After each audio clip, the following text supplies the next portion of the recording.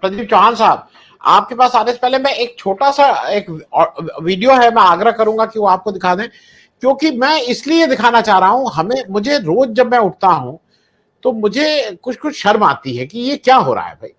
और जिस तरह की भाषा का प्रयोग होने लगा है, जिस तरह के मुहावरे दिखाए जाने लगे हैं, वो भी अजीब सी चीज है।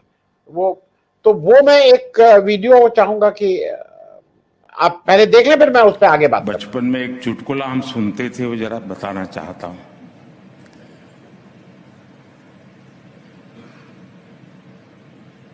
एक प्रोफेसर थे और उनकी बेटी ने आत्महत्या की, तो एक चिट छोड़ करके गई कि मैं जिंदगी में थक गई हूं, मैं जीना नहीं चाहती हूं, तो मैं काकरिया तालाब में कूद करके मर जाऊंगी। अब सुबह देखा बेटी घर में नहीं है, तो बिस्तर में चिट्ठी मिली। तो पिताजी को बड़ा गुस्सा आया, बोले मैं प्रोफेसर, इतने साल मैंने मेहनत की, अभी भी बोले काकरिया स्पेलिंग गलत लिख के जाती है।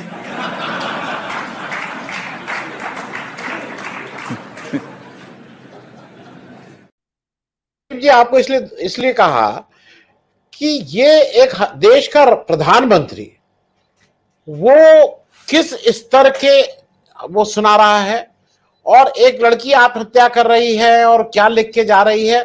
मतलब असम ये शायद मैं किसी वैसे समाज में भी अपने दोस्त मित्रों में के बीच में भी इस तरह के उदाहरण नहीं दूंगा। ये कहां देश जा रहा है भाई, ये भाई साहब क्या कर रहे हैं इसको। अब वो बाकी किसी के यहां तो जाते नहीं, रिपब्लिक टीवी का कुछ वो था कार्यक्रम, उसमें हो गए थे। मैं ये बात इसलिए पूछ रहा हूं कि उनके यहां लगातार एक लिस्ट चल रही है। कोई ऐसा दिन नहीं जा रहा है जब बीजेपी का कोई आरोपी, बड़ा आरोपी ना निकले। अभी उत्तर प्रदेश में एक भाई साहब पकड़े गए हैं, संजय राय शेरपुरिया साहब। अब संजय राय शेरपुरिया साहब के ऊपर जिस दिन वो कल पकड़ लिए गए हैं, परसों, आज स्टेट बैंक ऑफ इंडिया ने एक बड़ा वो निकाला है एड कि इनके ऊपर 300-350 करोड़ रुपए बकाया है और ये भाग गए हैं और इनका कैसे कैसे नीलामी होगी।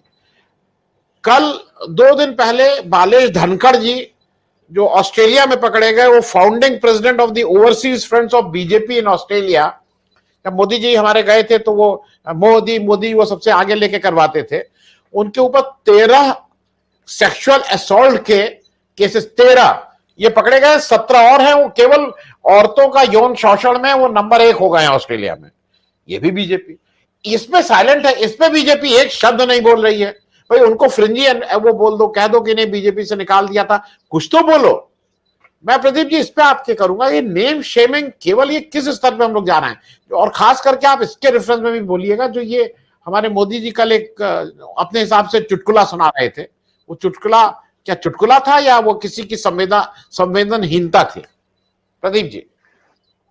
सबको मेरा प्रणाम। सबसे पहले तो आनंद जी, वो कहते हैं ना कि हम आह भी भरते हैं तो गुनाह हो जाता है, वो कत्ल भी करते हैं तो चर्चा नहीं होता। दरअसल आज के वक्त में ही, और आपने 2 बड़े अच्छे नाम गिने, वो जो आपने भी गिनाया बालेश धनखड़ और संजय शेरपुरिया, इसमें अगर आप किरण पटेल और गौतम अडानी का भी नाम जोड़ दें तो चारों नाम अगर देख लें आप, तो चारों नाम जोड़ते किसके साथ जाके सीधे, किरण पटेल कहाँ का कार्ड इस्तेमाल कर रहा था, पीएमओ का। जो बलेश है उसकी वो ऑर्गेनाइज करता था ऑस्ट्रेलिया में, किसके शो कार्यक्रम ऑर्गेनाइज करता था, प्रधानमंत्री के। अब ये जो आज जो पकड़े गए संजय शेरपुरिया, ये किस पे किताब लिखी थी इन्होंने, प्रधानमंत्री मोदी पे। और गौतम अडानी के किसके साथ रिश्ते हैं ये भी किसी से छुपा नहीं है। तो चारों तार एक ही जगह जाके जुड़ते हैं। तो ऐसी चीजों पे अगर आप, वो कहते हैं ना भ्रष्टाचार, जो आपने का मुद्दा आज रखा है, वो जिसको कहते हैं ना कि हाथी के दांत खाने के और दिखाने के, और आपने भ्रष्टाचार दूसरों पे जो दूसरी पार्टियां, उनके भ्रष्टाचार की तो पूरी लिस्ट आप गिना देते हो, लेकिन अपने गिरेबान में झांक के नहीं देखते। इन चारों के अलावा और कितने ऐसे नाम है, जैसे नारायण राणे है, या हिमंता बिस्वा शर्मा है, या शुभेंदु अधिकारी, येदुरप्पा, कितने तकरीबन 140 ऐसे हैं जिन पर ये भ्रष्टाचार के आरोप है, लेकिन वो सब गंगा नहा गए क्योंकि बीजेपी में आ गए। तो ये दोगला जो दोहरा मापदंड है, ये दोहरा मापदंड लोगों को, मुझे नहीं मालूम कि क्यों समझ में नहीं आ रहा, लोगों को क्यों नहीं दिख रहा कि यार बीजेपी को एक गलत फहमी है कि शायद लोगों को ये समझ में नहीं आ रहा। और जो कल वाले जोक की आपने बात की, देखिए वो कंप्लीटली इनसेंसिटिव जोक था मेरे हिसाब से, और कांग्रेस ने भी इसको बहुत सही तरीके से उठाया है। लेकिन इसके साथ अगर आप वो वीडियो भी दिखा देते ना जो अर्नब गोस्वामी का उसके बाद जो कहा था कि मीडिया का आदमी ये कह रहा है कि prime minister we assure you कि आपके एजेंडे को लागू करना हमारी जिम्मेदारी है। एक मीडिया, एक चैनल का ऑलमोस्ट मालिक ही है वो, और एडिटर इन चीफ है, अगर वो इस तरह की बात करता है कि आपके एजेंडे को लागू करना उनकी जिम्मेदारी है, हमारी टीम पूरा वो करेगी, तो इससे बड़ी शर्म की बात नहीं है हमारी कम्युनिटी के लिए, हमारा जो फ्रेटर्निटी है उसके लिए। मेरे हिसाब से जर्नलिज्म में इस तरह, इससे नीचे कौन क्या गिरेगा कोई कि जो चाटुकारिता में इतना आगे निकल जाए। अब इसके अलावा अगर आप वो जो भ्रष्टाचार और परिवारवाद की बात करें, देखिए पता नहीं क्यों मुझे ऐसा लगता है कि बीजेपी ने ना एक चीज ठान ली कि बीजेपी को एक गलतफहमी तो नहीं है, लेकिन अभी एक उनकी सोच ये है कि जब आप प्रधानमंत्री मोदी की बात करते हैं ना, जब आप आम पब्लिक में, तो पब्लिक का एक परसेप्शन था कि देखिए यार मोदी जैसा भी है चलो देश के लिए अच्छा ही करेगा, क्योंकि ना इसके आगे है ना कोई इसके पीछे है। ये एक पब्लिक परसेप्शन, इसका कोई नहीं है तो जो करेगा देश के लिए अच्छा ही कर रहा है। इस परसेप्शन को लेकर बीजेपी परिवारवाद को उठाती है कि मोदी के बारे में लोग ये सोचते हैं कि इसके ना आगे ना पीछे है, ऐसी योगी आदित्यनाथ के लिए भी सोचा जाता है।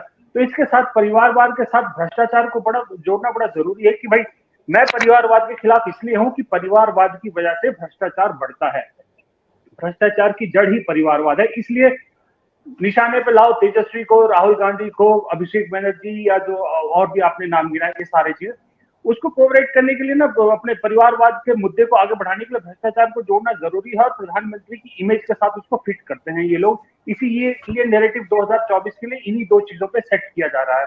लेकिन बात यह है कि 2019 और 2024 में बहुत फर्क आ गया, ये बात बीजेपी को समझ नहीं आ रही। 2019 में हमारे जैसे प्लेटफॉर्म गिने चुने थे और उनकी भी बहुत कोई ज्यादा रीच नहीं थी, लेकिन आज सोशल मीडिया का प्लेटफॉर्म जो है वो बहुत बड़ा हो गया है। कोविड की वजह से, कोविड ने सबसे बड़ा जो अच्छी चीज हुई वो ये हुई कि सोशल मीडिया के प्लेटफॉर्म को बहुत बड़ा कर दिया है। आज की डेट में बीजेपी को यह समझना चाहिए कि आप एक तरफ का नैरेटिव नहीं सेट कर सकते, दूसरी तरफ का नैरेटिव सेट करने वाले भी लोग हैं, आपके नैरेटिव का जवाब देने वाले भी लोग हैं। तो इस तरह से आपको, अगर आप एक किसी पार्टी का भ्रष्टाचार गिनाएंगे तो आपके खिलाफ आपने देखा कि तुरंत प्रधानमंत्री मोदी के वीडियोस तुरंत वायरल हो जाते हैं अगर प्रधानमंत्री कुछ कहते हैं। अब जैसे एक तरफ वो प्रधानमंत्री स्टूडेंट्स को भाषण देते हैं, स्टूडेंट से बात करते हैं कि देखिए प्रेशर मत लीजिए, एग्जाम का प्रेशर मत लीजिए, आत्महत्या जैसी चीजों, ऐसी सोच को अपने दिमाग में मत आने दीजिए, और उसके तुरंत बाद खुद आप इस तरह का आत्महत्या पे गंदा जोक सुनाते हैं। तो ये दोनों चीजें लोगों के बीच पहुंच जाती है। आजकल कहीं ज्यादा दूर नहीं, 6 इंच का मोबाइल सबके हाथ में है। इसके अलावा भी अगर आप और चीजें भी देखिए, वो कहते हैं बेटी बचाओ बेटी पढ़ाओ, पिछले 9 साल से बीजेपी लगातार इस पे जोर दे रही है, लेकिन वो बेटियां जिनकी एजे सिंह साहब ने भी बात की कि बेचारी धरने पे बैठी है, उनकी कोई सुनने वाला नहीं है। वहां बेटी बचाओ वहां बेटी पढ़ाओ अभियान शुरू नहीं, वहां नहीं जाता क्या आपका। फिर आप कहते हो कि जैसे आपने बात की कि आईएएस की, उसमें कॉन्क्लेव में कहते हैं कि जो राजनीतिक पार्टियां सरकारी पैसे का दुरुपयोग करती है उस पर नजर रखे खुद। कभी केरल में रोड शो करते हैं, अब कर्नाटक में मैंने सुना 28 तारीख से लेकर 7 तारीख तक कर्नाटक नहीं रहेंगे प्रधानमंत्री, तो उसका खर्च कौन उठाएगा? उसका खर्च भी तो सरकार पे है ना, सरकार का पैसा, सरकार के पास क्या, पैसा तो वो हमारा है, यानी पब्लिक मनी आप वेस्ट कर रहे हैं। क्यों नहीं वहां बीजेपी अपने पैसे वेस्ट करती, बीजेपी के खर्च पे क्यों नहीं जाएंगे वहां पर? तो ये दोहरे मापदंड जो है वो किसी के लिए अलग, किसी के लिए अलग, ये नहीं चलेगा अब इस देश में। और मुझे ऐसा लगता है कि जो सतपाल मलिक ने अभी जो पुलवामा और उसको लेकर जो अपने कहा कि, खास करके एक लाइन जो कहा कि प्रधानमंत्री को भ्रष्टाचार से कोई ज्यादा नफरत नहीं है, उस एक लाइन ने जो प्रधानमंत्री जो नैरेटिव सेट करने की कोशिश कर रहे हैं भ्रष्टाचार और परिवारवाद का, उसको कहीं ना कहीं कमजोर कर दिया है। अब आप और कोई मुद्दा आपके पास है नहीं, आप किसी भी और मुद्दे पे बोलने जाएंगे तो तुरंत आपसे अडानी को लेकर सवाल पूछे जाते हैं, तुरंत आपसे महंगाई को लेकर सवाल पूछे जाते हैं, तुरंत आपसे बेरोजगारी को लेकर सवाल पूछे जाता है। इसलिए ले दे के एक परिवारवाद का मुद्दा बचता है। अब परिवारवाद के मुद्दे पे भी बेचारे ये नहीं सोचते प्रधानमंत्री की उनकी खुद की जो ट्रोल आर्मी है, वो आधी ट्रोल आर्मी को चुप रहना पड़ता है। अनुराग ठाकुर परिवारवाद पे नहीं बोल सकते, आपके पीयूष गोयल परिवारवाद पे नहीं बोल सकते, आपके और कितने ऐसे नेता जो परिवारवाद पे नहीं बोल सकते, फिर उनकी बोलती चुप बंद हो जाती है बेचारों की।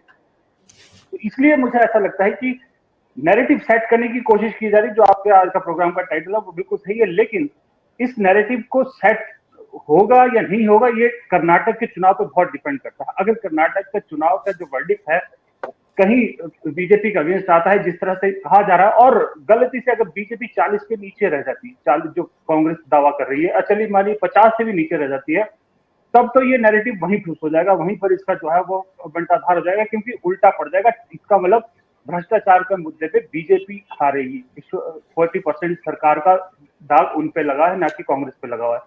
लेकिन अगर कहीं बाय हुक और क्रुक जिस भी तरह अगर सरकार बचा पाती है बीजेपी, तब 2024 के लिए ये नैरेटिव और ज्यादा जोरों से उठाया जाएगा। तब आप ये मान के चलिए कि 24 का चुनाव इन्हीं के आसपास, इन्हीं दो मुद्दों के आसपास होगा। जी जी। हाँ, मैं प्रदीप जी वो वीडियो भी दिखा दे रहा हूं, जिससे आपने रेफरेंस दिया तो दर्शकों को भी हो जाए। और एसीसीएस लिमिटेड साहब, मैं आपसे आग्रह करूंगा, आप एक ही चीज को अगर 20-25 बार रिपीट करते हैं तो मतलब ठीक है, आप मुझे अगर इसको उलझाना चाह रहे हैं बहस को तो ठीक है, वो आप उसके लिए स्वतंत्र हैं, लेकिन ना करिए तो ज्यादा अच्छा रहेगा। आप भी एक ही कमेंट को 20-20 बार रिपीट करने की कोई जरूरत नहीं है। मैं वो प्रदीप जी जिस की बात आप कर रहे थे, मैं उसको दिखा दे रहा हूं, जिससे दर्शकों को भी उस रेफरेंस का समझ में आ जाए। Pradhanmantri ji, today we commit to you with all our energy. We will work to make your vision what you have shared with us. And Pradhanmantri ji, आपकी feelings, आपकी सोच, आपकी clarity, आपका direction जो है, your vision of transformation will be a reality. Everyone here, every viewer of Republic, every citizen of the country, प्रधानमंत्री जी, मुझे कोई lobby ecosystem की बात नहीं करनी।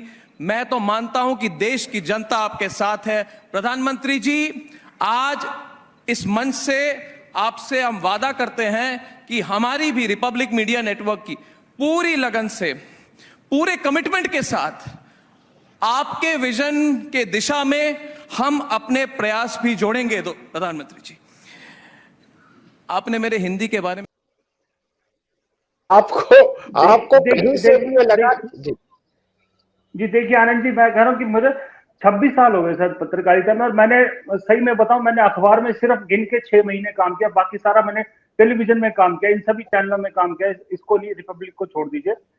इतनी शर्मिंदगी मुझे नहीं हुई थी कभी जितनी आज हुई कि सरेआम, अगर लोगों ने, आपने सोशल मीडिया में देखा होगा कि किस तरह से कार्टून बना है, तो जूते चाटते हुए कार्टून, इस तरह के कार्टून अगर किसी पत्रकार के बन जाए तो इससे बड़ी शर्म की बात क्या होगी। और दूसरी बात मुझे ये लगता है, मैं सिर्फ एक छोटी सी बात ऐड करूंगा, ये जो चाटुकार है ये इतनी सी बात क्यों नहीं समझ पा रहे कि मोदी को मानव से महामानव बनाकर ये फायदा टेम्परेरी मोदी का कर रहे हैं, लेकिन अल्टीमेट नुकसान बीजेपी का कर रहे हैं, क्योंकि जब मोदी नहीं रहेंगे तो बीजेपी पे कौन विश्वास करेगा, बीजेपी वहीं धाराशायी हो जाएगी। ये बात उनकी समझ में क्यों नहीं आ रही, मुझे समझ नहीं आता। प्रदीप जी, आप इस पे चलते चलते हम, जैसे मुझे लग रहा है कि ये जो गंदगी है ना, ये सारे लेवल को नीचे करती जा रही है। और कई लोगों का कहना है कि नहीं, इनको भी करना चाहिए, कांग्रेस को भी उनके ऊपर केस करने चाहिए, कांग्रेस। मुझे ऐसा लगता है पॉलिटिक्स ऐसे नहीं होती है, देश ऐसे नहीं चलता है। मैं प्रदीप जी इस पे भी आपका एक छोटी सी टिप्पणी चाहूंगा। देखिए आनंद जी, मैं 3 छोटे छोटे पॉइंट आपके पास रखूंगा अपनी बात खत्म करने से पहले, लेकिन एक पहले मैं बात बता दूं, जो आपने कहा ना कि कर्नाटक वाली बात, मैंने ये कहा था कि अगर कर्नाटक में बीजेपी हारती है तो जो उनका करप्शन वाला है ना, भ्रष्टाचार वाला, उसको सेटबैक लगेगा, क्योंकि इसी मुद्दे पर वो हारेगी वहां पर। लेकिन इसके साथ 3 बातें जो जुड़ी, मैं ये कहूंगा कि देखिए, अगर कर्नाटक बीजेपी हारती है तो मुझे ये लगता है कि कुछ तो है जो बड़ा होने वाला है। ऐसे ही बीजेपी जो है करप्शन और परिवारवाद का मुद्दा नहीं उठा रही, इसके बेस पे कुछ बड़ा करने वाली है, ये तो तय है। 24 के पहले इससे कुछ ना कुछ इसके बेस पे होगा। दूसरी बात ये है कि देखिए, कुछ होगा, इसकी संभावना इसलिए भी है कि अगर आप ट्रैक रिकॉर्ड देखें तो प्रधानमंत्री को 2 चीजों से सख्त नफरत है। एक है रिजेक्शन वो बर्दाश्त नहीं कर पाते, और दूसरा है उनपे जो पर्सनल आरोप कोई अगर लगाता है, पर्सनल अटैक करता है, इन दोनों चीजों को प्रधानमंत्री बर्दाश्त नहीं कर पाते। इसी वजह से आपको मालूम है कि राहुल गांधी का साथ जो हुआ वो उसी वजह से हुआ। रिजेक्शन उन्होंने झेली हिमाचल में, क्योंकि वहां उन्होंने कहा कि मेरे नाम पे वोट दीजिए, वहां वो हार गए। अगर कर्नाटक में भी पब्लिक ने रिजेक्ट कर दिया, क्योंकि कर्नाटक में भी यही अपील की जा रही है कि प्रधानमंत्री मोदी के नाम पे वोट दीजिए, इसका मतलब रिजेक्शन उनके नाम पे लगेगी। ये दोनों चीजें जब कंबाइन हो जाएगी तो प्रधानमंत्री जाहिर सी बात है कि 24 के लिए कुछ खेल तो करेंगे बड़ा। तीसरी बात ये है कि जो ऑपोजिशन पार्टी है ना, ये तब तक 24 में दरअसल नहीं कुछ कर पाएगी ज्यादा बीजेपी को डेंट, जब तक ये उस एज ग्रुप में अपनी पैठ नहीं बनाती जिस एज ग्रुप के लोग 65% है इस देश में, यानी कि 35 साल से नीचे के। अगर हम अपने सोशल मीडिया प्लेटफॉर्म से अगर आप इनको स्टडी करेंगे तो पाएंगे कि हमारे भी जो ज्यादातर दर्शक है जो कमेंट करते हैं, या तो वो 35 प्लस है ज्यादातर, और 35 से नीचे वाले वो हैं जो ज्यादातर मुस्लिम कम्युनिटी से हैं। इस कम्युनिटी को, इस एज ग्रुप को टारगेट करना बहुत जरूरी है विपक्ष के लिए। इसमें अपनी पैठ बनाए, अगर इसमें अपनी पैठ बनाएंगे तो बीजेपी को वो डेंट दे सकेंगे, बीजेपी को कुछ मात दे पाएंगे या मुकाबला कर पाएंगे। नहीं तो फिर अभी मुश्किल लगेगा कि अगर इसी तरह से ये चलता रहा तो। जी